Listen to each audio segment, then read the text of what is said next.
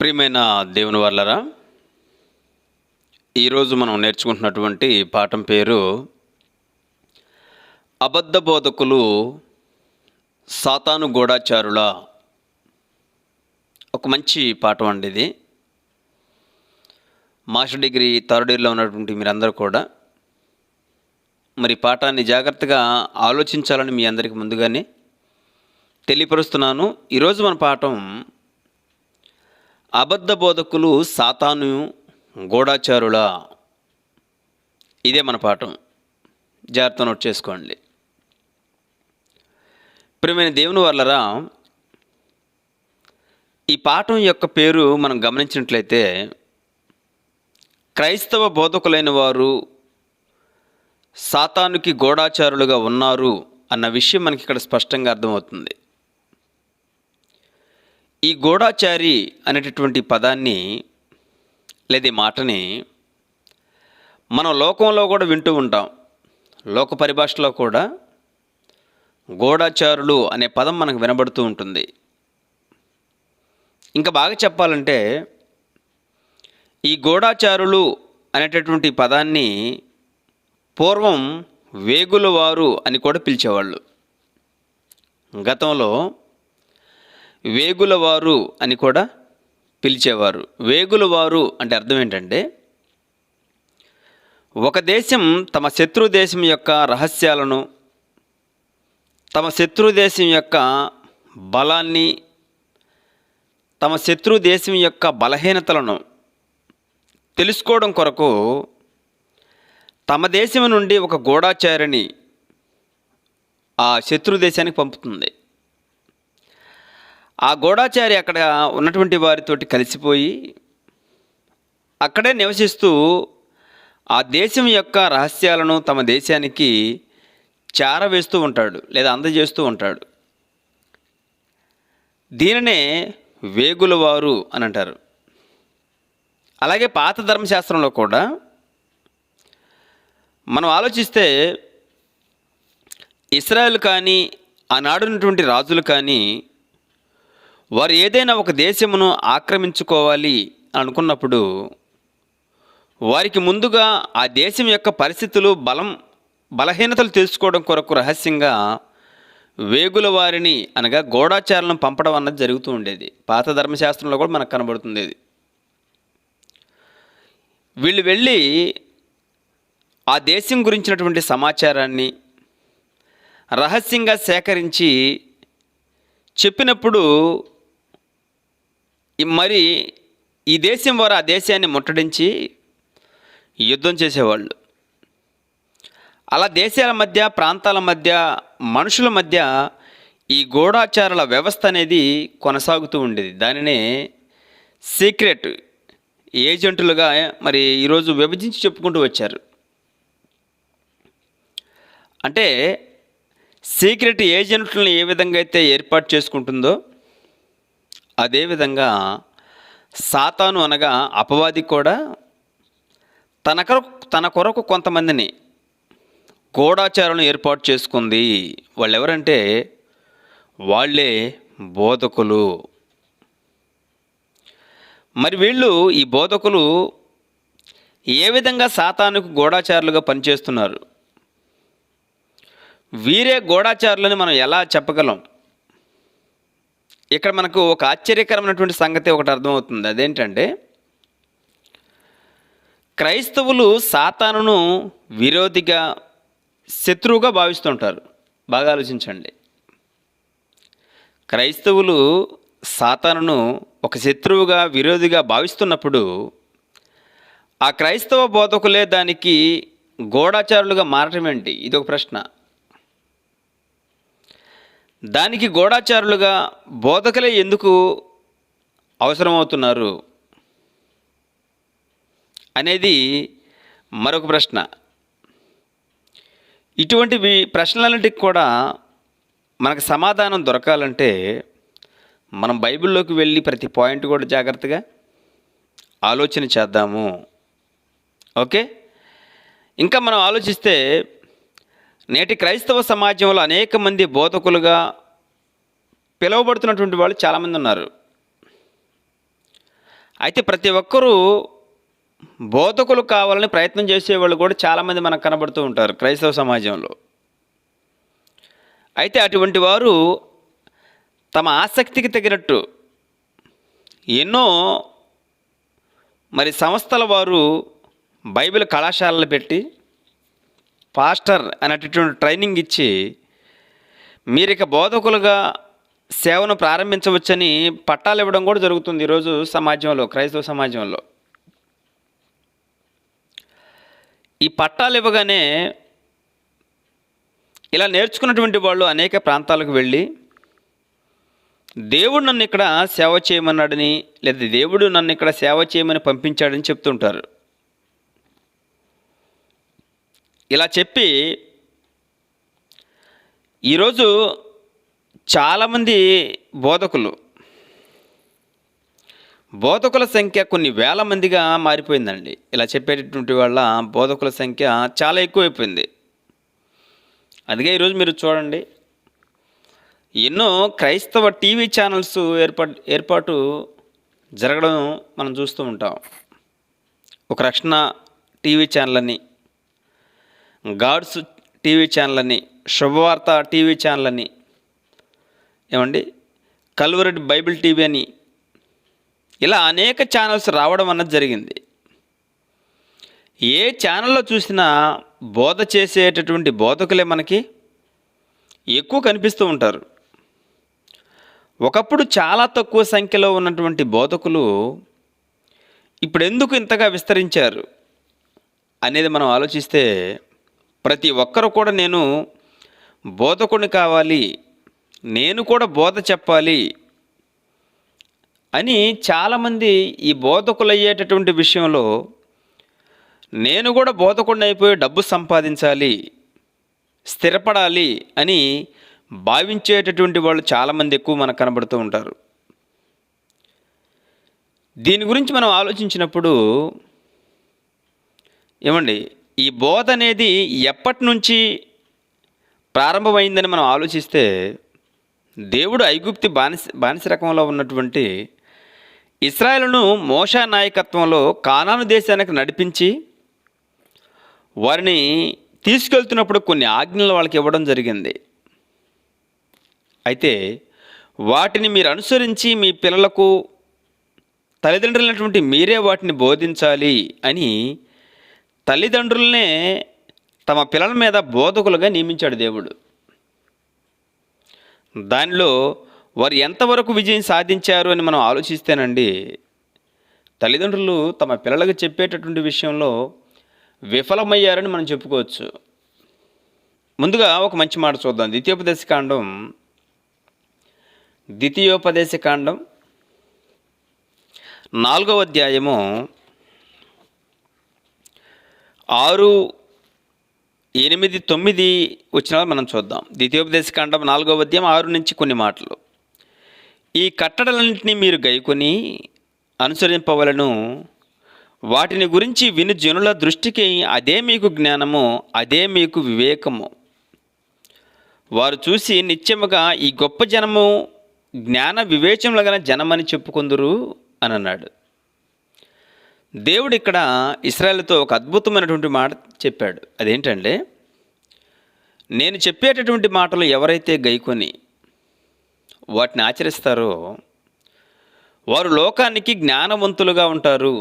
వారి మాటలు జ్ఞానము కలిగినటువంటి మాటలుగా, వివేకం కలిగినటువంటి వారిగా మీరు ప్రపంచానికి కనబడతారు, లేదా జనులకు కనబడతారు. ఎందుకంటే వాళ్ళు చెబుతున్నటువంటి మాటలు, లేదా వాళ్ళు మాట్లాడుతున్నటువంటి మాటలు, వాళ్ళు నేర్చుకున్నటువంటి మాటలు లోకానుసారమైనటువంటి కాదు కాబట్టి అదంతా కూడా దేవుని జ్ఞానం. అందుకే 8, 9 వచనాల్లో, మరియు నేడు నేను మీకు ఆజ్ఞాపించున్నది ఈ ధర్మశాస్త్రంలో ఉన్నటువంటి కట్టడలను, నీతి విధులు గల గొప్ప జనమేది అని నీవు కనులారా చూసినటువంటి వాటిని మరొక ఉండినట్లు, అవి నీ జీవిత కాలంలో నీ హృదయంలో నుండి తొలగిపోకుండా ఉన్నట్లు నీ మనసును బహు జాగ్రత్తగా కాపాడుకొనమన్నాడు. అంటే ఇటువంటి గొప్ప జ్ఞానపు మాటలు ధర్మశాస్త్రం కలిగినటువంటి జనం అప్పటికి ఇంకెవరు లేరండి. నేను ఈ జ్ఞానాన్ని ఎవరికి కూడా ఇవ్వలేదని చెబుతూ ఈ జ్ఞానాన్ని కలిగినటువంటి మీరు ఏం చేయాలంటే, ఇంత గొప్పదైనటువంటి ఈ జ్ఞానాన్ని తల్లిదండ్రులైనటువంటి మీరే వాటిని మీ పిల్లలకు నేర్పించి జాగ్రత్త కలిగి లోకంలో మీరు గొప్పవారిగా ఆదర్శవంతులుగా ఉండాలని దేవుడు మొట్టమొదట కోరుకున్నాడు ఇశ్రాయేల్ పట్ల. కానీ వాళ్ళు ఏ విధంగా మారిపోయారంటే, తల్లిదండ్రులుగా ఉన్నటువంటి వీళ్ళు పిల్లలకు బోధించవలసినటువంటి విషయాన్ని పక్కన పెట్టి అసలు దేవుని మాటలు పిల్లలకు చెప్పడం అన్నది మర్చిపోయారండి. అందుకే న్యాయాధిపతుల గ్రంథంలో మనం చూస్తే, న్యాయాధిపతుల కాలానికి అసలు దేవుణ్ణి మర్చిపోయినటువంటి జనాంగం ఒకటి ఏర్పడిపోయింది. న్యాయాధిపతుల గ్రంథం 2వ అధ్యాయము 10వ వచనం చూడండి ఒకసారి. న్యాయాధిపతుల గ్రంథం 2వ అధ్యాయం 10వ వచనం. ఆ తరము వారందరూ తమ పితరుల యొద్దకు చేర్చబడిరి. వారి తరువాత యెహోవానైనను యెహోవా ఇశ్రాయేలు కొరకు చేసిన కార్యములనైనను ఎరుగని తరం ఒకటి పుట్టగా అన్నాడు. చూడండి, అంటే దేవుడెవరో, ఆ దేవుడు తమ పితరుల పట్ల ఇటువంటి మహా అద్భుత పనులు చేశాడో, ఇటువంటి విషయాలన్నీ కూడా, ఏ విషయాలు కూడా ఎరుగనటువంటి తరం ఒకటి వచ్చేసింది. అంటే తల్లిదండ్రులైనా ఏమండి, తల్లిదండ్రులైనటువంటి వారు దేవుని జ్ఞానాన్ని పూర్తిగా పక్కన పెట్టారు. పక్కన పెట్టి తమ పిల్లలకు అసలు వాటిని నేర్పించకుండానే వదిలేశారు. ఒకవేళ నిజంగా నేర్పిస్తే వారికి యెహోవా ఎవరో, ఆ దేవుడు చేసినటువంటి గొప్ప కార్యాలు తెలిసి ఉండేదండి.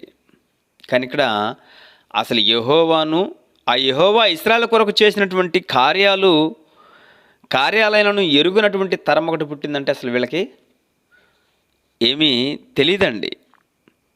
కాబట్టి ఒకవేళ నేర్పిస్తే వారికి దేవుడెవరో తెలిసి ఉండేది. కానీ తెలియలేదంటే అర్థం ఏంటి? వాళ్ళకి ఎవరు కూడా నేర్పించలేదు. అంటే దేవుడు మిమ్మల్ని చూసి జ్ఞానవంతులని ఆశ్చర్యపోవాలని తండ్రి కోరుకుంటే, ఆ తండ్రి అనేటువంటి దేవుడు కోరుకున్నటువంటి ఆ కోరిక నెరవేరలేదండి. ఈ గొప్ప జనాంగాన్ని భవిష్యత్తు తరాల వారికి నేర్పించకుండా చేసేసారండి. కాబట్టి వీటిని తమ పిల్లలకు ఎవరు బోధిస్తారు అని ఆలోచించినటువంటి ఆ దేవుడు ఆ తర్వాత దేవుని జ్ఞానాన్ని బోధించేటటువంటి బాధ్యతను ఎవరికి అప్పగించారని మనం ఆలోచిస్తే లేవీలకు అప్పగించాడు. లేవీలను ఏర్పాటు చేసుకొని వారిలో కొంతమంది యాజకులను, ధర్మశాస్త్ర ఉపదేశకులను, అనగా ధర్మశాస్త్రాన్ని ఉపదేశించేటటువంటి వారిని, నేర్పించేటటువంటి వీరిని దేవుడు బోధకులుగా ఏర్పాటు చేసుకున్నాడు మొట్టమొదట్లో. మీకు అర్థమవుతుందా? అసలు దేవుడు ఈ బోధను ప్రపంచ ప్రజల్లోకి ఎలా తీసుకెళ్ళాడో చెప్తున్నాను. ఆ తర్వాత యాజకులను ఏర్పాటు చేసుకుని వారి ద్వారా ఈ మాటలు నేర్పించేటటువంటి ప్రయత్నం చేశాడు. అంటే తల్లిదండ్రులు పిల్లలకు నేర్పించలేదు కాబట్టి. మీరు ఆలోచించండి, తల్లిదండ్రులు లోకపరంగా మనం ఆలోచించిన ఎలా ఉంటారంటే, తల్లిదండ్రులకు పిల్లలంటే చాలా ప్రేమ అండి. అందుకే వాళ్ళు ఎంత అల్లరి చేసినా ఏమనకుండా గారాబం చేస్తుంటారు కొంతమంది, చాలామంది.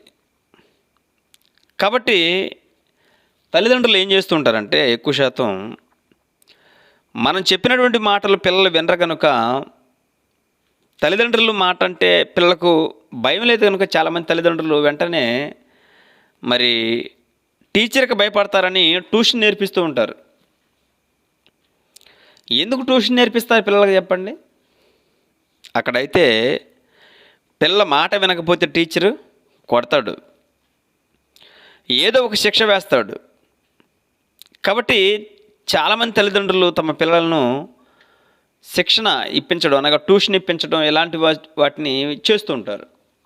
ఇది మీకు అర్థమైతే దేవుడు కూడా తల్లిదండ్రులైనటువంటి వారికి మీ పిల్లలకు నేర్పించమని ఆజ్ఞాపించాడు. కానీ వాళ్ళు నేర్పించకుండా పెంచారు కనుకనే దేవుడంటే ఎవరో ఎరుగినటువంటి తరంగా ఒక తరం పెరిగిందండి. అందుకే దేవుడు తీసుకున్నటువంటి నిర్ణయం ఏంటంటే నెక్స్ట్ వారికి బోధకులను, ధర్మశాస్త్ర ఉపదేశకులను నియమించాడు. మరి బోధకులు దేవుని ఆజ్ఞల్ని ఎంతవరకు లోబడ్డారు, ధర్మశాస్త్రంలో ఉన్నదన్నట్టుగా వాళ్ళు బోధించారా లేదని మనం ఆలోచిస్తే, ఆ తర్వాత ఏర్పరిచినటువంటి బోధకులు, యాజకులు, లేవీలు వీళ్ళు కూడా దేవుని మాటలను పెద్దగా నేర్పించలేకపోయారు. మార్కు సువార్త 7వ అధ్యాయము 6వ వచనం 13వ వచనం చూద్దాం. మార్కు సువార్త 7వ అధ్యాయం 6-13. ఈ ప్రజలు పెదవులతో నన్ను గనపరచుదురు కానీ వారి హృదయము నాకు దూరముగా ఉన్నది.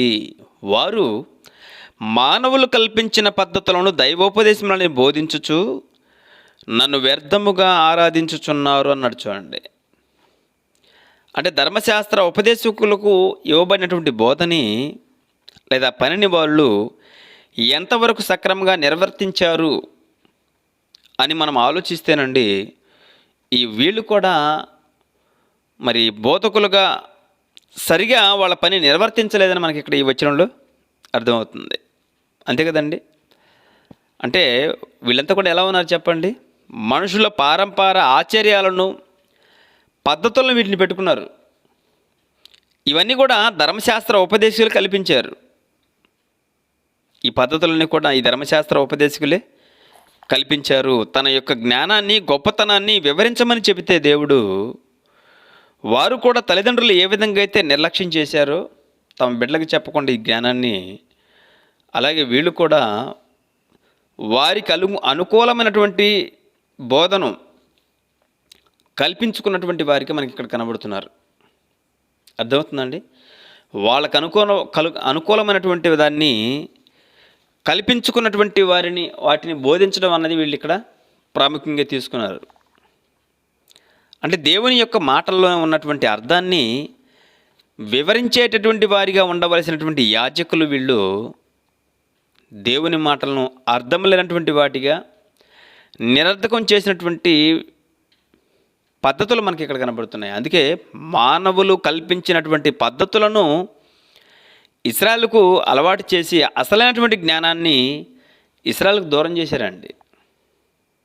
ఇటువంటి ధర్మ ఉపదేశకుల గురించి దేవుడు అంటున్నటువంటి మాటను మనం బైబిల్లో చూస్తే, ఈ ధర్మ ఉపదేశకులు చేసినటువంటి పొరపాట్లు మనకు బైబిల్లో కనబడుతూ ఉంటాయి.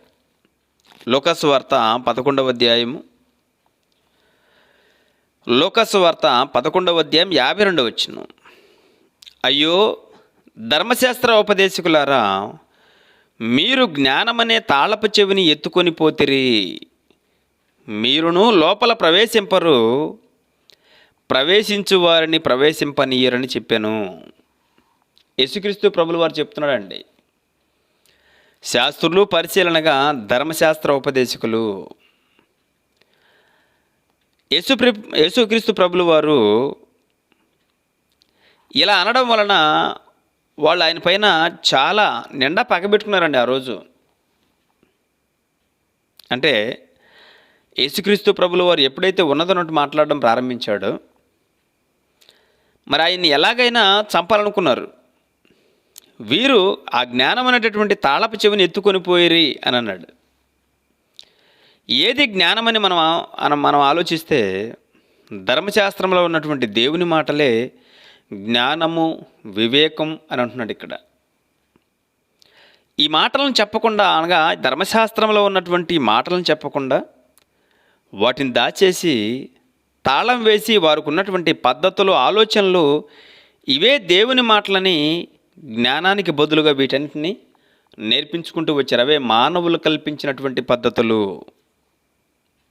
అర్థమవుతుందండి. అందుకే యేసుక్రీస్తు ప్రభులు వారు వారిని చూసి ఏ మాట అంటున్నాడంటే, ఏమండి, యేసు కంటే ముందే బోధకుల గురించి, ప్రవక్తల గురించి గ్రంథంలో రాయించాడు. ఇర్మియా గ్రంథం 14వ అధ్యాయము 14వ వచనం చూడండి. ఇర్మియా గ్రంథం 14వ అధ్యాయం 14వ వచనం జాగ్రత్త నోట్ చేసుకోండి. యెహోవా నాతో ఇట్లా, నేను ప్రవక్తలను నా నామమును బట్టి అబద్ధమును ప్రకటించుచున్నారు. నేను వారిని పంపలేదు, వారికి ఆజ్ఞ ఇవ్వలేదు, వారితో మాట్లాడలేదు. వారు అసత్య దర్శనమును, శకునమును, మంత్ర మాయా తంత్రములను, హృదయమున పుట్టించు వంచనను ప్రకటన చేయుచున్నారు అన్నాడు. చూడండి, అంటే శాస్త్రులు పరిచయల వలె ప్రవక్తలు కూడా దేవుడు తన మాటలను ఇశ్రాయేలుకు చెప్పి బోధించేటటువంటి అధికారం మరి తర్వాత ప్రవక్తలకు ఇచ్చాడు. కానీ ఇక్కడ కొంతమంది ప్రవక్తలు ప్రవక్తలు కాకపోయినా ప్రవక్తల వేషం వేసుకుని అబద్ధ ప్రవక్తలుగా మారి వారి హృదయమున పుట్టినటువంటి వంచన మాటలన్నింటినీ కూడా బోధిస్తూ వచ్చారట. అంటే వీరంతా ఇలా మారిపోవడానికి కారణం ఏంటంటే, మరి అపవాది ఇది దేవునికి విరోధిగా మహాబల పరాక్రమం కలిగినటువంటి తండ్రిని, ఆయన సైన్యాలను ఎదిరించలేక ఆయనపై ఉన్నటువంటి కోపాన్ని యుక్తిగా మనుషుల్లోకి ప్రవేశించి మన కన్నెతండ్రి అయినటువంటి దేవునికి కాకుండా శాశ్వతంగా మరి దూరం చేసేటటువంటి సకల ప్రయత్నాలు ఇది చేస్తూనే వచ్చిందండి అపవాది. అర్థమవుతుందా? మరి నాటి నుండి నేటి వరకు కూడా తండ్రికి ఉన్నటువంటి ఆవేదన ఒకటేనండి, మనమంతా కూడా ఆయనకి దక్కటం లేదనే దేవుని యొక్క మరి ఆవేదన. అంటే ధర్మశాస్త్రం బోధించుట్లో ఇశ్రాయేల్ అందరూ కూడా సఫలులు కాలేకపోయారు, విఫలమైపోయారు. ఇలాగే ధర్మశాస్త్ర ఉపదేశకుల గురించి ఇలా ఉన్నటువంటి వాళ్ళని సాతాను తన గూఢాచారులుగా మార్చుకొని దేవుని మాటను పక్కన పెట్టి వారి యొక్క పద్ధతులను, సొంత పారంపర ఆచార్యాలను బోధించేటటువంటి వారిగా చేసేసింది. ఎందుకు ధర్మశాస్త్రం బోధించేటటువంటి వారిని తనకు అనుకూలంగా మార్చేసుకుంది అనే ప్రశ్న మనం ఇక్కడ వేసుకుంటే అర్థమవుతుందండి. ఎందుకు బోధకులందరినీ కూడా తనకు అనుకూలంగా తన అనుచరులుగా ఎందుకు మార్చుకుందని మనం ఆలోచిస్తే, ఒక బోధకుడు చెప్పినటువంటి మాట అది నిజమైన అబద్ధమైన అందరూ చక్కగా వింటారు, నమ్ముతారు. కనుక ఒక బోధకుడు చెప్తున్నాడండి, ఆ మధ్యకాలంలో ఒక బోధకుడు హైందవ క్రైస్తవమైనటువంటి పుస్తకం రాశాడు. ఇలా హైందవ క్రైస్తవాన్ని రాసినటువంటి పుస్తకాన్ని రాసినటువంటి ఇతనికి కూడా కొంతమంది అభిమానులు ఉన్నారు, ఫ్యాన్స్. వీళ్ళు ఏమంటున్నారు, ఒక చక్కటి జ్ఞానాన్ని రాశారు అని చెప్తున్నాడు. ఎవరు? అభిమానులు. ఆ పుస్తకం మహాజ్ఞానంలో కనిపిస్తుందట వాళ్ళకి. అంటే అన్ని మతాల వారు ఒకటే, అందరినీ పూజించాలి, అన్ని గ్రంథాలు చదవమని అందులో రాశాడు. అన్ని మతాల సారం ఒకటే అని మరి ప్రేమతత్వం అంటూ ఒక గొప్ప బోధ చేసేసరికి చాలామంది అభిమానులు మరి ఏమంటున్నారు తెలుసా అండి, దాన్ని నమ్మి ఇదే కరెక్టు అని చెప్పారు. అంటే ఒక బోధకుని నోట నుండి ఏ మాట అయితే వస్తుందో అది అబద్ధమైన నిజమైన నమ్మేటటువంటి సమాజం అండి ఇది. ఇలా బోధకులైనటువంటి వారు ఏది చెప్పినా అది నిజమా అబద్ధమైనటువంటి ఆలోచన లేకుండా మరి ఈరోజు చాలామంది గుడ్డిగా మరి నమ్ముతున్నారు. కనుక వీళ్ళందరినీ కూడా మోసగించాలి అంటే ఎలా మోసగించాలి అనే ఆలోచనలో అపవాది వీళ్ళంతా కూడా ఎవరి మాట వింటారో ఆ మాట వినేటటువంటి బోధకుడినే తనకు అనుకూలంగా మార్చుకుందండి. అంటే బోధకుడు ఏమి చెప్పినా వాళ్ళు చేసేవారిగా ఉండేలా చేసేసింది. అలాగే శాస్త్రులు పరిచయలు కూడా జ్ఞానమైనటువంటి తాళపు చెవిని ఎత్తుకొని పోయారండి. వాళ్ళు వారి హృదయంలో ఉన్నటువంటి వంచనను ప్రకటిస్తూ నిజమైనటువంటి క్రీస్తు జ్ఞానాన్ని చెప్పకుండా దాచిపెట్టి లోక సంబంధమైనటువంటి ఆచారాలను పద్ధతులను నేర్పిస్తున్నారంటే దీనికి అంతటికి బలమైనటువంటి కారణం ఏంటో తెలుసా? అపవాది భూమి మీద ఉన్నటువంటి మనుషులందరినీ కూడా మోసపుచ్చుతూ వచ్చేసిందండి. అలా మోసపుస్తూ ముగ్గురుగా ఏర్పాటైపోయింది. ఈరోజు దేవుని గురించి మనం ఆలోచించినప్పుడు మనకు 3 విషయాలు అర్థమవుతాయి. ఒకటి, తండ్రి, కుమార, పరిశుద్ధాత్మ అని మనం అంటాం. అంటే తండ్రిగా పరలోకపు తండ్రి ఉన్నాడు, రెండో కుమారుడుగా యేసుక్రీస్తు ప్రభుల వారు మనకు కనబడుతున్నాడు. మూడో కుమారుడుగా పరిశుద్ధాత్ముడు కనబడుతున్నాడు. దేవుడు ఎలాగైతే 3 భాగాలుగా విభజింపబడి పనిచేస్తున్నాడు, అలాగే అపవాది కూడా ముగ్గురు ఏర్పరచుకుందండి. ప్రకటన గ్రంథం 16వ అధ్యాయము 13వ వచనం చూడండి. 13వ వచనం. మరియు ఆ ఘటసర్పము నోట నుండి, క్రూరముఖం నోట నుండి కప్పల వంటి 3 అపవిత్రాత్మలు బయలువెడగా చూసి తిని. యోహాను గారు చెప్తున్నాడు. అంటే పరలోకంలో తండ్రి, కుమార, పరిశుద్ధాత్మ ఎలాగైతే ఉన్నారో అలాగే అపవాది కూడా క్రూరమృగం, అబద్ధ ప్రవక్తని ఈ ముగ్గురు ఏర్పరచుకుందండి.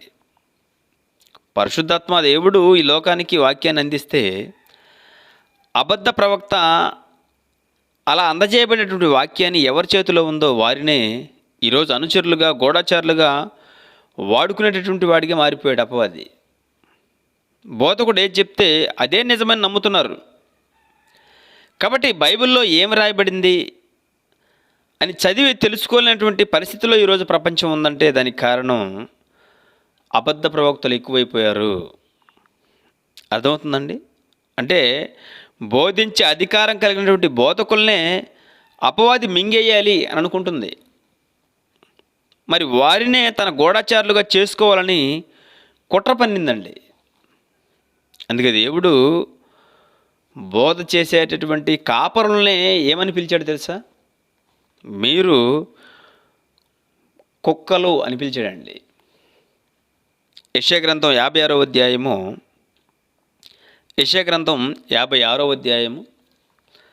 10-11 వచనాలు జాగ్రత్తగా చూద్దాం. 10-11 వచనాలు. వారి కాపర్లు గుడ్డివారు, వారందరూ తెలివిలేనివారు, మోగ కుక్కలు, మొరగలేనివారు అన్నాడు చూడండి. అంటే మోగ కుక్కలు, మొరగలేనివారు, కలవరించుచు పండుకునివారు, నిద్రాశక్తులు, కుక్కలు తిండికి ఆతిరపడును, ఎంత తినను వాటికి తృప్తి లేదు అని అన్నాడు. అంటే దేవుడు బోధకులను, కాపర్లను దేవుడు కుక్కలతో పోల్చి చెప్తున్నాడు ఇక్కడ.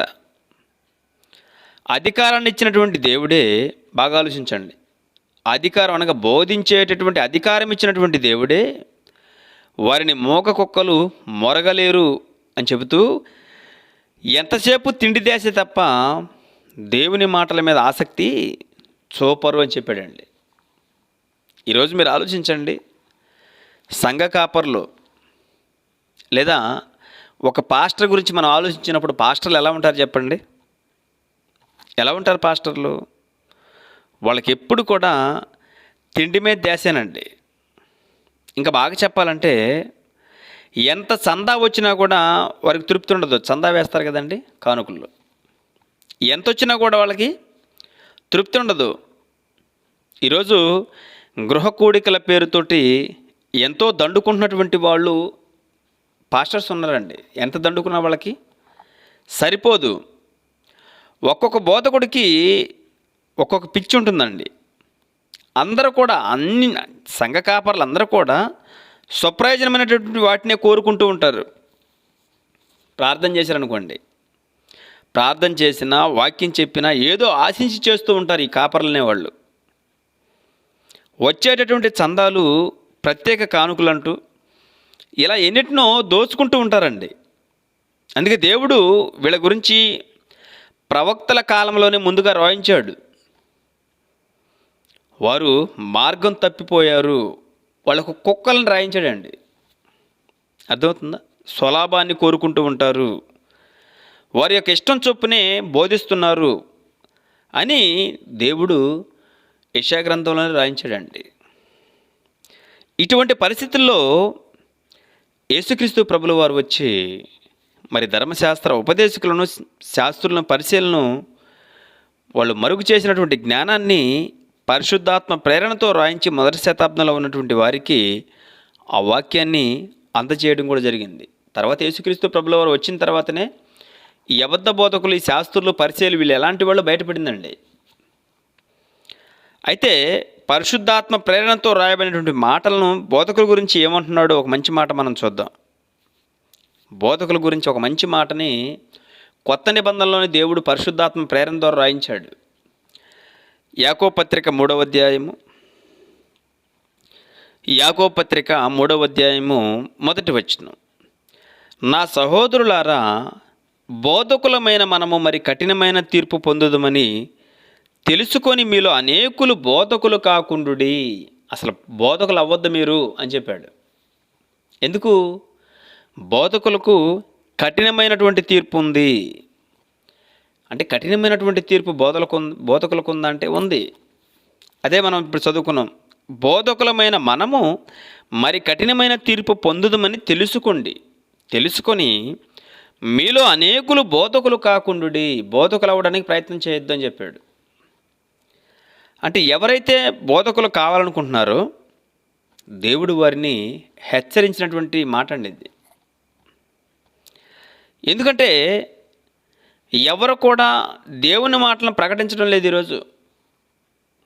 అర్థమవుతుందా? నిస్వార్థంగా సేవ చేయడానికి బోధకులుగా మారాలని ఎవరు కూడా అనుకోవట్లేదండి. సంఘంలో ఉన్నటువంటి వారిని తప్పుడు బోధల చేత మోసపరుస్తూ దోచుకోవాలని ఆశిస్తున్నారు తప్ప ఏమండి, ఆస్తిపాస్తులు సంపాదించుకోవాలని, మంచి ఇళ్ళు కట్టుకోవాలని, మంచి గృహాలు నిర్మించుకోవాలని, తమ పిల్లలను మంచి ప్రయోజకులు చేయాలని, ఇలా తమ స్వప్రజల కొరకే బోధకులుగా వేషం ధరించుకుంటున్నారు ఈరోజు పాస్టర్లు చాలామంది. కానీ వాళ్ళకి మరి కఠినమైనటువంటి తీర్పు ఉంటుంది అని దేవుడు ఇక్కడ రాయించాడండి. అంటే వారు చెప్పేటటువంటి వారుగానే ఉంటారు తప్ప చేసేవారిగా ఉండరు అని చెప్పాడు. శాస్త్రులు పరిచయాలు కూడా అలానే ఉన్నారండి. ప్రారంభంలో వాళ్ళు చెప్పేవారిగానే ఉన్నారు కానీ చేసేవారిగా లేరు. మత్తయి సువార్త 23వ అధ్యాయము, మత్తయి సువార్త 23వ అధ్యాయము 2వ వచనం నుంచి కొన్ని మాటలు మనం చూద్దాం. 2వ వచనం నుంచి, శాస్త్రులు పరిచయులు మోషే పీఠమందు కూర్చుండువారు కనుక వారు మీతో చెప్పు మాటలన్నింటినీ అనుసరించి గైకొనుడి. వాళ్ళు చెప్పినటువంటి మాటలు మీరు గైకొనండి. ఎందుకంటే వాళ్ళు ధర్మశాస్త్రం నుంచి చెప్తారు కాబట్టి. అయినను చూడండి, అయినను వారి క్రియల చొప్పున చేయకుడి. అంటే ధర్మశాస్త్ర ఉపదేశకులైనంత మాత్రాన వాళ్ళ క్రియల చొప్పున మీరు చేయొద్దని ఎందుకు చెప్తున్నాడు దేవుడు అంటే పక్కన చెప్తున్నాడు చూడండి.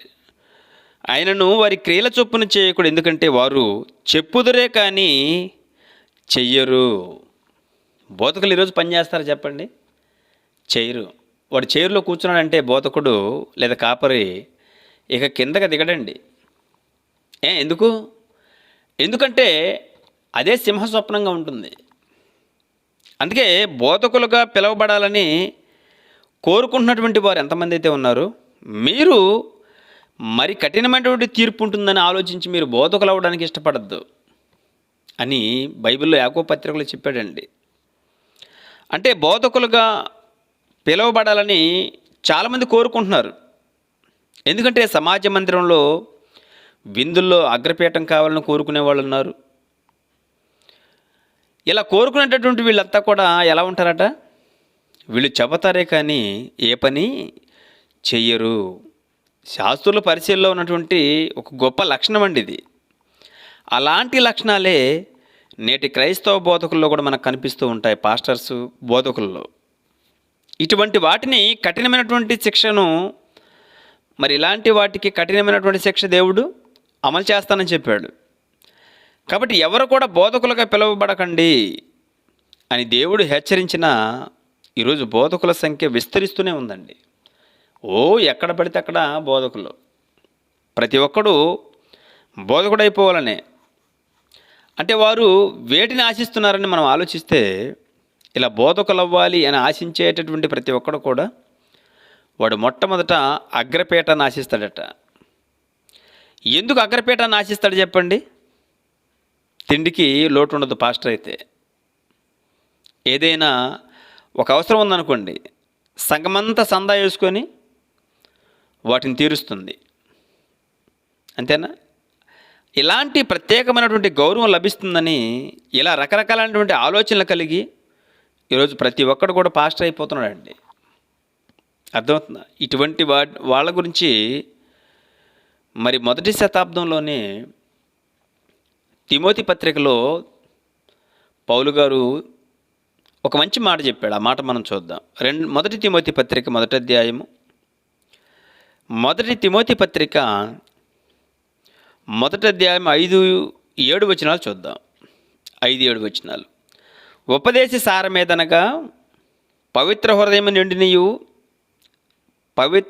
నుండి మంచి మనస్సాక్షి నుండి నిష్కపటమైన విశ్వాసము నుండి కలుగు ప్రేమయే. కొందరు వీటిని మానుకొని తొలగిపోయి తామే చెప్పు వాటినైనను నిత్యమైనట్టుగా రూఢిగా పలుకు వాటినైనను గ్రహింపకపోయినను ధర్మశాస్త్ర ఉపదేశకులుగా ఉండగోరి.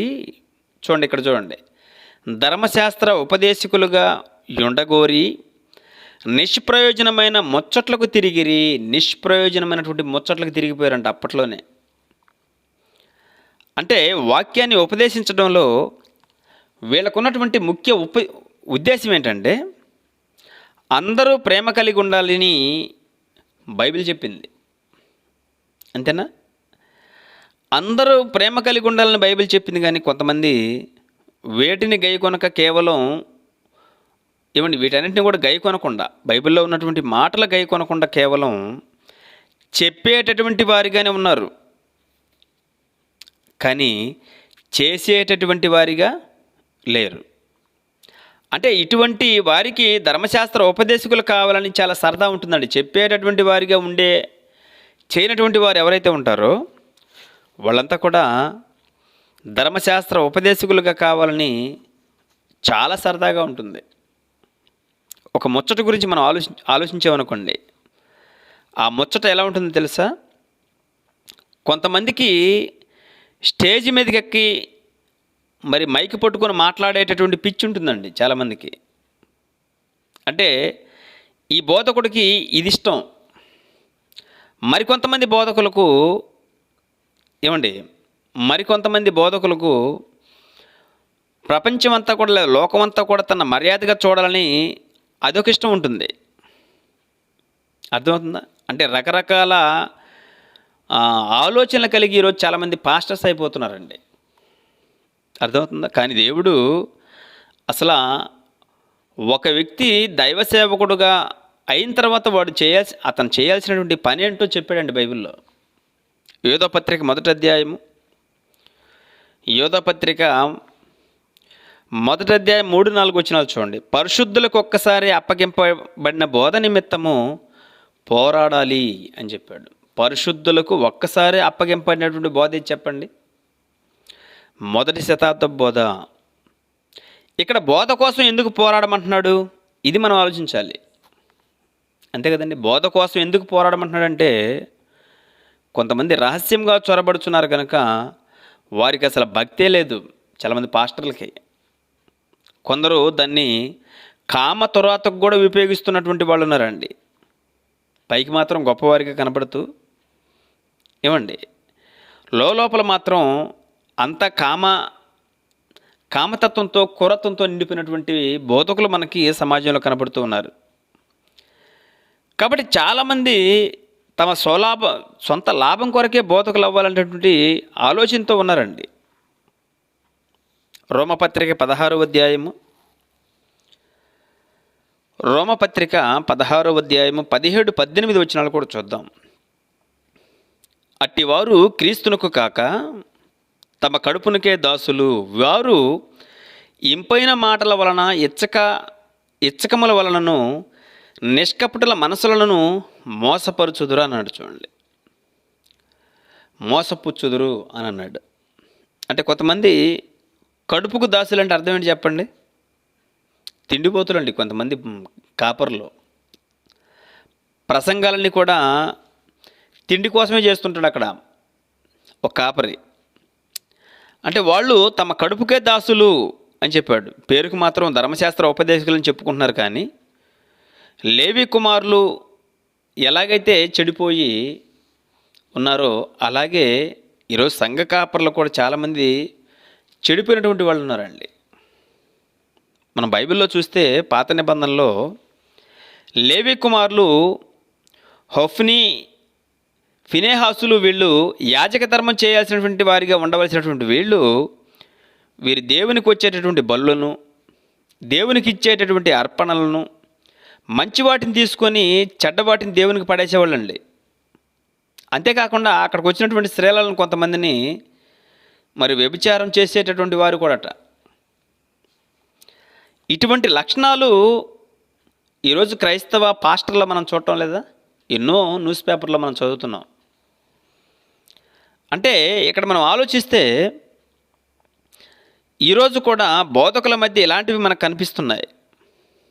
సంఘానికి వచ్చేటటువంటి వారితోటి అసభ్యకరంగా ప్రవర్తించడం, వారి యొక్క కష్టాన్ని ఇస్తే వాటిని తమ కొరకు ఉపయోగించుకోవడం, మరి ఇలాంటి వాటన్నిటిని మనము ఈనాటి సమాజంలో ఉన్నటువంటి బోధకుల మధ్య మనం చూస్తూ ఉన్నామండి.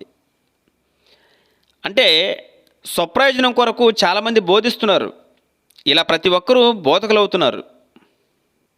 మరి వీరంతా మరి కఠినమైనటువంటి తీర్పు పొందడానికి సిద్ధపడుతున్నారు. అర్థమవుతుందండి? అంటే అబద్ధ బోధకులు ఎలాగా సాతాను గూఢాచారులుగా మారిపోతున్నారన్నది ఇక్కడ మీకు ఈ పాఠంలో అర్థమవుతుంది. 2 పేతురు పత్రిక 2వ అధ్యాయము, 2వ పేతురు పత్రిక 2వ అధ్యాయము 1-2 వచనాలు చూద్దాం. 1-2 వచనాలు. అబద్ధ ప్రవక్తుల ప్రజల్లో ఉండేది, అటువలనే అబద్ధ బోధకులు మీలోనూ ఉందురు. వీళ్ళు తమ్ముకున్న ప్రభును విసర్జించుచు తమకు తామే శీఘ్రముగా నాశనము కలుగు చేసుకొనుచు నాశనకరమైన భిన్న అభిప్రాయాలను రహస్యముగా బోధించుదురు. వీరిని బట్టి సత్య మార్గము దూషింపబడును అన్న పదం వేసాడు చూడండి. ఇక్కడ బోధకుల గురించి పౌలు గారు ఏమంటున్నారంటే, వీళ్ళు నాశనకరమైనటువంటి భిన్న అభిప్రాయాలు బోధిస్తున్నారు. వారు చేసినటువంటి పోకిరి చేష్టాలను అనుసరించి అనేకులు నడుస్తూ ఉన్నారు అని అన్నాడు. అంటే ఈరోజు పాస్టర్ ఏది చెప్తాడో దాన్ని పాటించేటటువంటి ప్రజలు చాలామంది అండి. అర్థమవుతుందా? అంటే బోధకులు ఏది చేస్తే వాటిని అనుసరించి నడిచేటటువంటి వాళ్ళు అనేక మంది మనకు కనబడుతూ ఉంటారు. అలాగే నడుస్తూ ఉంటారు. ఎందుకు? బోధకుడు చేస్తే తప్పు లేదు, కానీ నేను చేస్తే తప్ప అనే ప్రశ్న వేస్తాడు. అర్థమవుతుందా? పాయింట్ అర్థమైంది మీకు? బోధకుడు చేస్తే తప్పు లేదు, కానీ నేను చేస్తే తప్పు అని చెప్పి చెడిపోవడం అన్నది మనము సమాజంలో చూస్తూ ఉంటామండి. అలా చెడిపోతూ ఉంటారు చాలామంది. అంటే బోధించేవారు చెప్పేవారిగా చేసేవారిగా ఉండాలి, కానీ ఈరోజు బోధకులు దాన్ని పాటించరు. ఇలాంటి వాళ్ళ వలన సత్య మార్గం దూషింపబడునన్న పదం వేసాడు చూడండి. ఈరోజు నేర చరిత్ర లేనటువంటి బోధకుడు లేడండి. ప్రతి ఒక్క దైవజీవనుడి మీద నేర చరిత్ర ఉంది. అర్థమవుతుందా? నిజంగా సత్యాన్ని చేతపట్టి ఆలోచించండి జాగ్రత్తగా. నిజంగా ఈరోజు సత్యాన్ని చేతపట్టి ధైర్యంగా సమాజానికి వెళ్ళి మరి ఏ బోధకుడైనా వాక్యం చెప్తే వారిని కూడా సమాజం ఈ అబద్ధ బోధకుల్లాగానే అర్థం చేసుకుంటుంది. అంటే వీళ్ళలాగానే తప్పుగా చిత్రీకరిస్తుంది. కారణం ఏంటి? దొంగ బోధకుల వలన నిజమైనటువంటి బోధకులకు కూడా చెడ్డ పేరు వచ్చేటటువంటి పరిస్థితి ఏర్పడింది. దేవుని మాటలు చెప్పకుండా కల్పన వాక్యాలంటే ఏమండి మరి చెప్పేటటువంటి వాళ్ళు ఎక్కువైపోయారు. అంటే లేని వాటిని దేవుడు రాయించినటువంటి వాటిని వీళ్ళే కల్పించి కథలుగా ఈరోజు చెప్తున్నారండి చాలామంది బోధకులు. ఎలా చెప్తారు చెప్పండి? దేవుడు రాత్రి నాకు కనిపించాడు అని అంటాడు. బోధకుడే, అబద్ధ బోధకుడు. అలాగే తన మెల్లనైనా చల్లనటువంటి స్వరంతో నాతో మాట్లాడాడు అని చెప్తుంటారు. ప్రకాశమైనటువంటి వెలుగు నా మీదకి వచ్చిందని ఇటువంటి మాయ మాటలు, కల్పన కథలు లేదా కల్పన వాక్యాలు చెప్పి ప్రజలందరినీ కూడా మోసం చేస్తుంటారండి. దేనికి ఇదంతా అని మనం ఆలోచిస్తే లాభం సంపాదించుకోవడం కొరకు. లాభం సంపాదించుకునేటటువంటి ఆలోచనలో క్రైస్తవ అబద్ధ బోధకులు ఈరోజు ఎంత స్థాయికి వెళ్ళారంటే మనం ఆలోచిస్తే, గోదావరిలో ఉన్నటువంటి జలాలను పరిశుద్ధ జలమని, వాటిని మీపై చల్లుకుంటే పాపాలు పోతాయని చెప్పేటటువంటి వాళ్ళు లేకపోలేదండి. గోదావరిలో ఉన్నటువంటి నీళ్లు తీసుకొచ్చి మేమే చల్లుకోండి పరిశుద్ధ జలం అని చెప్పేటటువంటి బోధకులు కూడా మనకి కనబడుతున్నారు. ఇంకా మరి కొంతమంది మరి యెరూషలేములో ఉన్నటువంటి మరి అక్కడ ఉన్నటువంటి నూనె కానీ అక్కడ ఉన్నటువంటి నీళ్లు కానీ తెచ్చుకొని వాటిని మన మీద చల్లుకొని, లేదా మనకి ఆ నూనె రాసుకుంటే ఎటువంటి రోగమైన పోతుందని బోధించేటటువంటి వాళ్ళు కూడా కొంతమంది బోధకులు ఉన్నారు. అలాగే మరి కొంతమంది స్వస్థతలు జరుగుతాయని చెప్తున్నారు.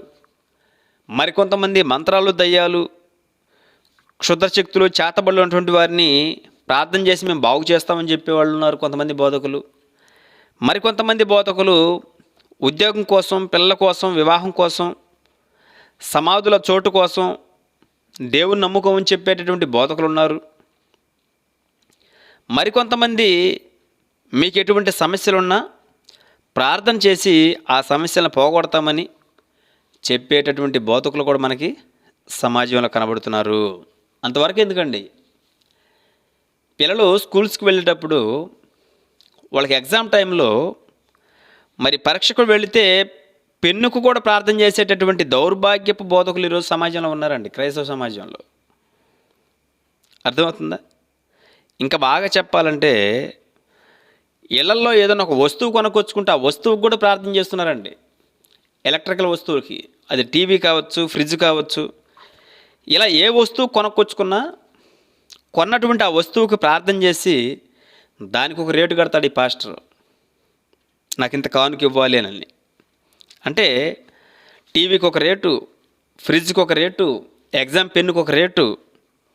ఏమండి, ఇలా వాళ్ళ అవసరాన్ని నిమిత్తమే ప్రతిదీ కూడా బోధించేటటువంటి వారిగా ఉన్నారు. కానీ ఏమండి, మరి తమ సొంత లాభం కొరకే ఇలాంటివన్నీ కూడా బోధిస్తున్నారు తప్ప దేవుడు చెప్పినటువంటి మాటలు ఒకటి కూడా పట్టించుకోలేదండి.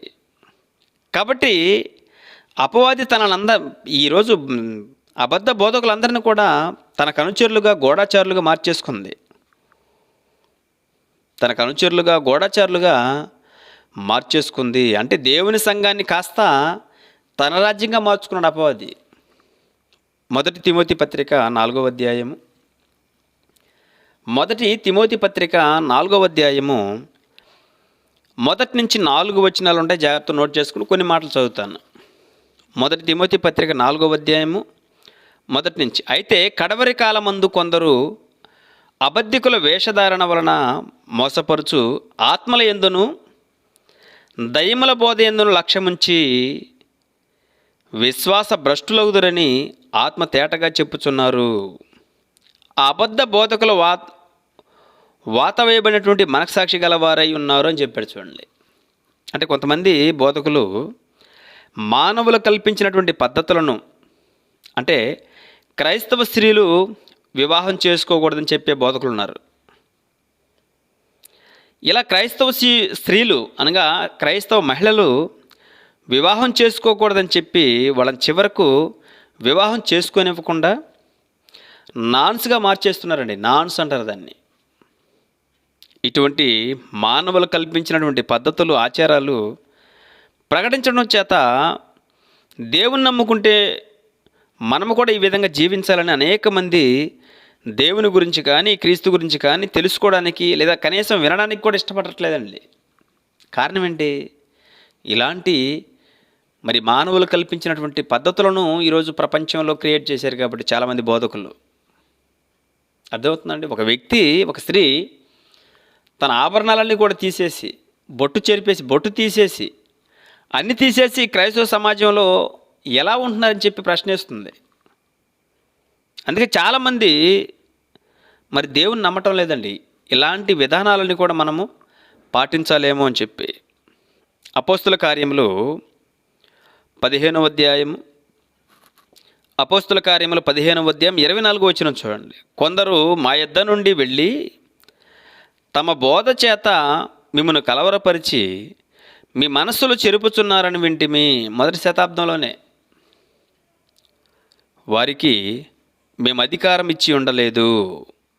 అంటే మరి కొంతమంది బోధకులు నేను అమెరికాలో సేవ చేసి ఇక్కడికి వచ్చానని, లేదా ఒక పెద్ద కాలేజీలో బైబిల్ విద్య అభ్యసించానని, లేదా ఒక పెద్ద బోధకుని చెంత లేదా బోధకుని చేత పంపబడ్డానని ఇలాంటివి చెప్పుకుంటూ మనలో ప్రవేశించి తప్పుడు బోధలు చేసేటటువంటి వారు చాలామంది మనకు కనబడుతూ ఉంటారు. ఇలా బోధకులైనటువంటి వారందరూ కూడా ఏమండి, ప్రతి ఒక్కడు కూడా తన సొంత స్వప్రయోజనం కొరకే ఈ సేవ చేస్తున్నాడని మనకు అర్థమవుతుంది. అంటే ఎవరు కూడా నిస్వార్థంగా వేటిని కూడా ఆశింపకుండా సేవ చేసేటటువంటి వారు సమాజంలో మనకు కనిపించట్లేదు ఈరోజు. దీనికి అంతటి కారణం పౌలు గారు చెప్తూ 2 కొరింథీ పత్రిక 11వ అధ్యాయం 13-15 వచనం చూడండి. 13-15 వచనం. ఏలయనగా అట్టివారు క్రీస్తు యొక్క అపోస్తుల వేషము ధరించుకున్నవారయుండి. ఎట్టివారు? అబద్ధాన్ని ప్రకటించేటటువంటి అబద్ధ బోధకులు ఎలా ఉన్నారట?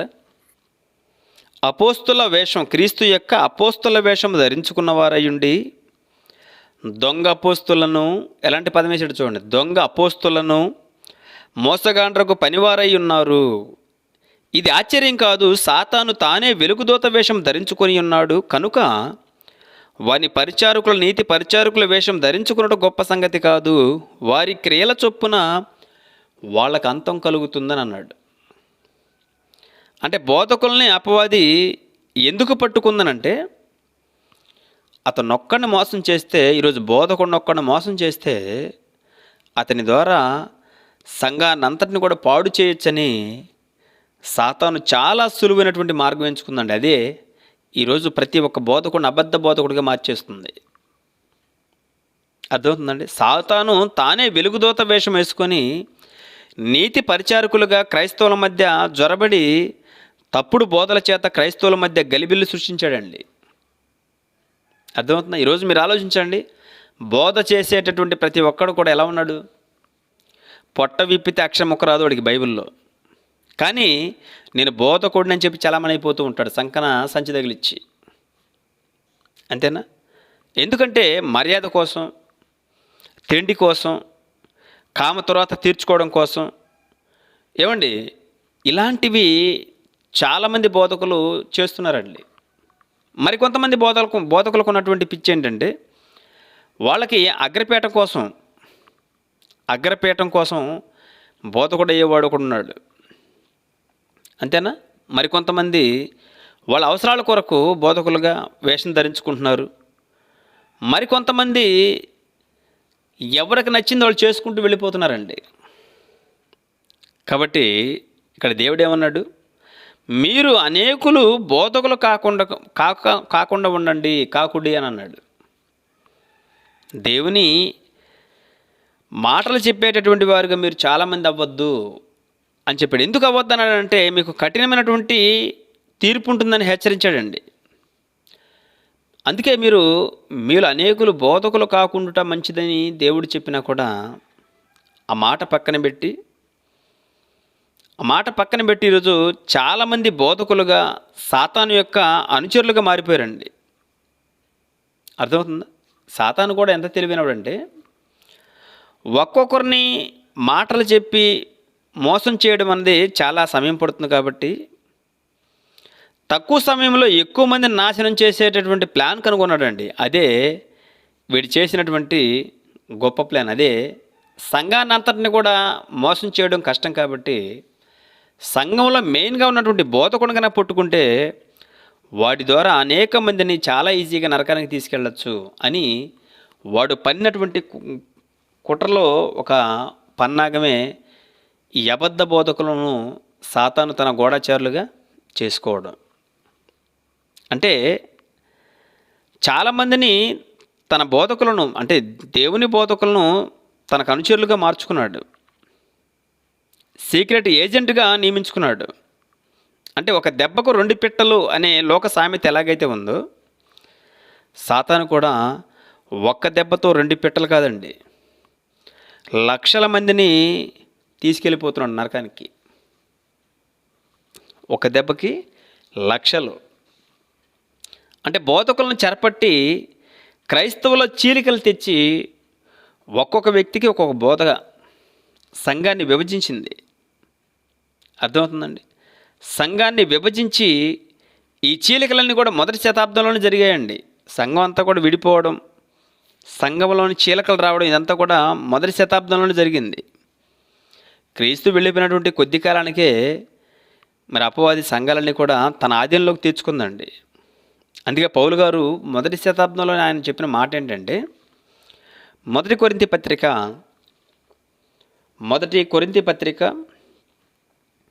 మొదటి అధ్యాయము 10-14 వచనాలు చూద్దాం. 10-14. మీలో ఒకడు నేను పౌలు వాడను, ఒకడు నేను అపోల్ల వాడను, మరి ఒకడు నేను పేతురు వాడను, ఇంకొకడు నేను కైఫా వాడనని చెప్పుకొనుచున్నారు అని అన్నాడు. ఇలా మొదటి శతాబ్దంలోనే వాళ్ళకే కలహాలు, కక్షలు రేపి మా సంఘం గొప్పదంటే మా సంఘం గొప్పదని, ఒకరిపై ఒకరు దుమ్మెత్తి పోసుకునేటటువంటి వారిగా మార్చేసిందండి సాతాను. అంటే వ్యక్తుల పేర్ల మీద సంఘాలు విడగొట్టి రకరకాల పేర్లు ఈరోజు సంఘాలకి పెట్టేలా చేసింది అపవాది. ఒకడు పెంతెకోస్తు సంఘం అంటాడు, మరొకడు రోమన్ క్యాథలిక్ అంటాడు, మరొకడు బాప్టిస్టు చర్చ్ అంటాడు, మరొకడు తెలుగు బాప్టిస్ట్ చర్చ్ అంటాడు, ఒకడు బెతెస్దా సంఘం అంటాడు. ఇలా అనేక రకాలుగా క్రీస్తు సంఘాన్ని కాస్త విడగొట్టి సంఘానికి ఒక ఆరాధన ఏర్పాటు చేసింది, సంఘానికి ఒక సంస్థను ఏర్పాటు చేసింది. ప్రతి సంఘానికి శిరస్సుగా క్రీస్తు ఉండవలసినటువంటి ఆయన్ను కాస్త పక్కన పెట్టి వ్యక్తుల పేరట, కోనేళ్ల పేరట, కొండల పేరట సంఘాలను విడగొట్టి వాటిని అపవాది తనక సంఘాలుగా చేసుకొని పరిపాలన కొనసాగిస్తున్నాడు. అర్థమవుతుందండి? ఇలాంటి పరిస్థితి మొదటి శతాబ్దంలోనే ఉంది కనుక మరి పౌలు గారు అంటున్నటువంటి మాట ఏంటో తెలుసా?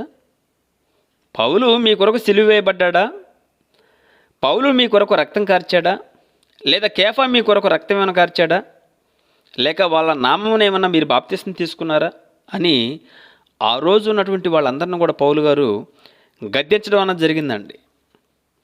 అంటే ప్రారంభ సంఘాలలో ప్రవేశించినటువంటి స్వచ్ఛమైనటువంటి దేవుని కుమారుల విశ్వాసమును కాస్త అపవాది మరి వాడి జ్ఞానంతో కలుషితం చేశాడని మనం స్పష్టంగా చెప్పుకోవచ్చు. అర్థమవుతుందండి? చదివి విని ఆలోచించవలసినటువంటి మహావేద గ్రంథమైనటువంటి ఈ బైబిల్ను కాస్త క్రైస్తవుడి చేతనే పక్కన పెట్టేటటువంటి పరిస్థితి తీసుకొచ్చాడండి అపవాది. అంటే దేవుడు ఉండవలసినటువంటి స్థానంలో అదే ప్రభువుగా, తండ్రిగా కూర్చుందండి అపవాది. ఇలా అపవాది కూడా దేవుని రాజ్యాన్ని, క్రీస్తు రాజ్యాన్ని స్థాపించుకున్నట్టుకు క్రీస్తు రాజ్యంలో ఉన్నటువంటి బోధకులుగా పిలువబడుతున్నటువంటి వారినే తన కనుచరులుగా మార్చుకుంది, అపవాది కనుచరులుగా ఏర్పాటు చేసుకుంది.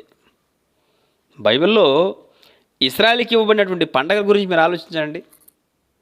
ఈ పండగలు, ఆచారాలు, నియమాలు, అర్పణలు, బలులు, దశమ భాగాలు, సున్నతి, ఇటువంటివన్నీ కూడా మనం కూడా చేయాలని ఈరోజు కొంతమంది బోధకులు పట్టుబట్టి పండగలు చేస్తున్నారు.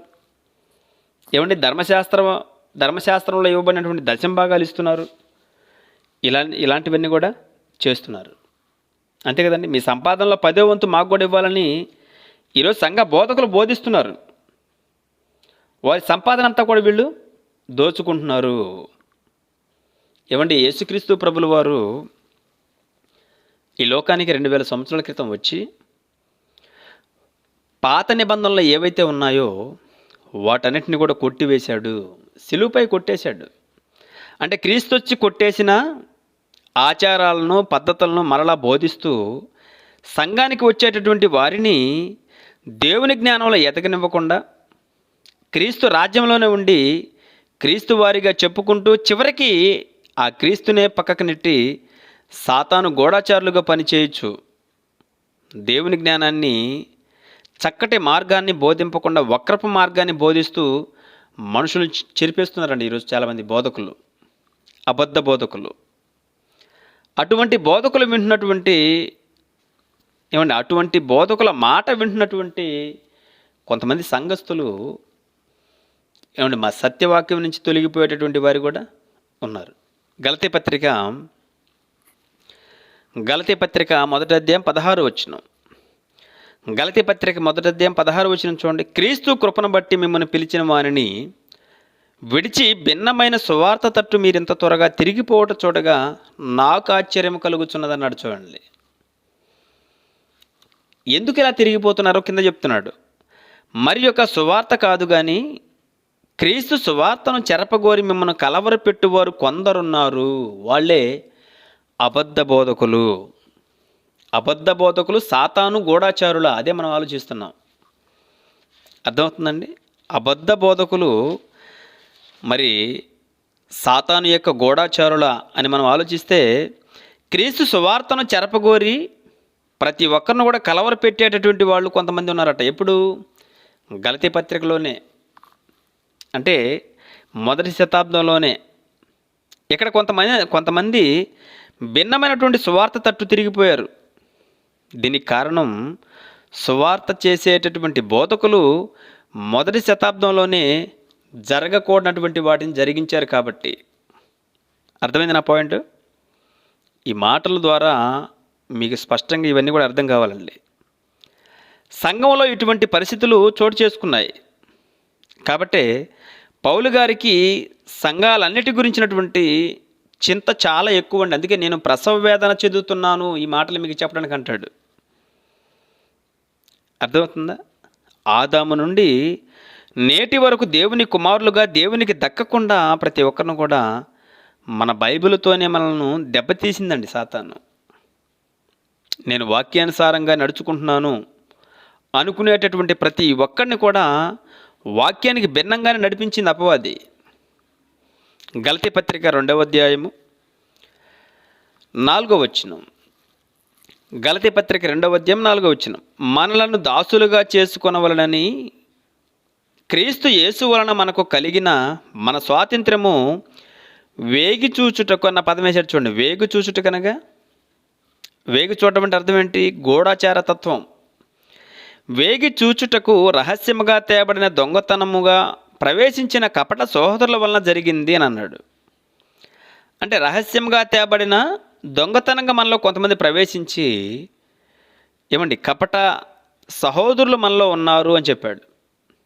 వీళ్ళు మనలోనే మనతో కలిసి ఉంటారు, కానీ వీరి ఆలోచనలు మాత్రం మొత్తం క్రూరంగా ఉంటాయి. ప్రతి వారికి బోధలు కావాలని అంటే ఈరోజు చాలామంది నేను సేవకుడిని కావాలనే కోరిక ఎందుకుందని మనం ఆలోచిస్తే వాడి స్వప్రయోజనం కొరకే. అర్థమవుతుందండి? ప్రతి ఒక్కరికి కూడా బోధకులు కావాలనేటువంటి కోరిక ఈరోజు అపవాది పుట్టించిందండి.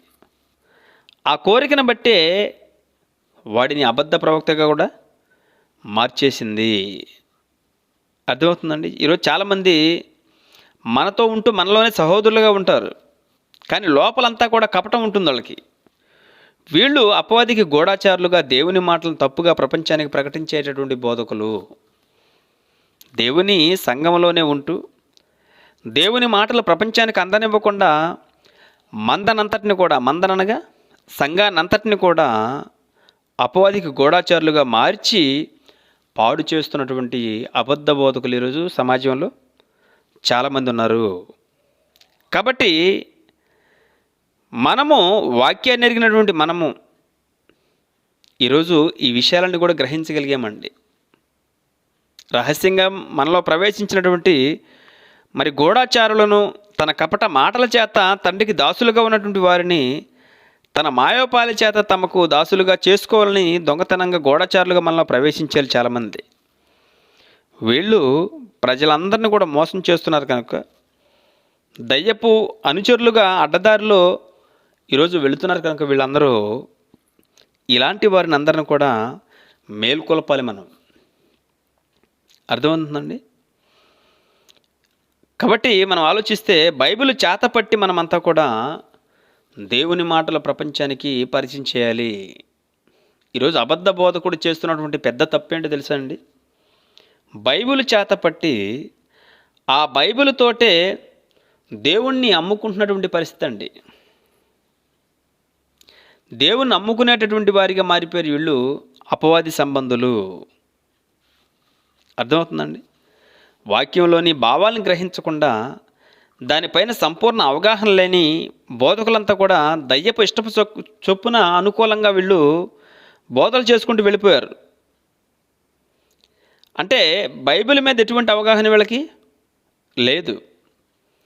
అంటే బైబిల్ పట్ల అవగాహన కలిగి ఉంటేనే వాళ్ళు చేస్తున్నటువంటి క్రియలు వాక్య సంబంధమైనవి కావు మనం గుర్తించవచ్చు. కాబట్టి సాతాను గూఢాచారులను పసిగట్టి అటువంటి బోధకుల పట్ల జాగ్రత్త కలిగి ఉండాలని చెప్పగలిగినటువంటి ఏకైక క్రైస్తవుడే ఈరోజు సత్యం చెప్తున్నటువంటి బైబిల్ ఓపెన్ యూనివర్సిటీలో ఉన్నటువంటి మనం మాత్రమేనండి. మనం మాత్రమే ఈరోజు హెచ్చరించగలుగుతున్నాం. అబద్ధ బోధకుడు ఉన్నాడని ఎవరు చెప్పగలరు చెప్పండి? ఎవరు చెప్పలేరు. కాబట్టి అబద్ధ బోధకులు సాతాను యొక్క గూఢాచారులు అంటే ఎస్, అబద్ధ బోధకులందరూ కూడా సాతాను యొక్క గూఢాచారులే. అర్థమవుతుందా? ఈ పాఠంలో మీరు ఆలోచిస్తే అబద్ధ బోధకులందరినీ కూడా సాతాను తన యొక్క గూఢాచారులుగా మరి ఏర్పాటు చేసుకుంది, తనకు అనుకూలంగా ప్రతి ఒక్కరిని మార్చుకుంది. వాళ్ళే వేగులవారు. ఓకే, ఈ పాఠం మీకు అర్థమైందని భావిస్తూ ఈ కొద్ది మాటలు ముగిస్తున్నాను.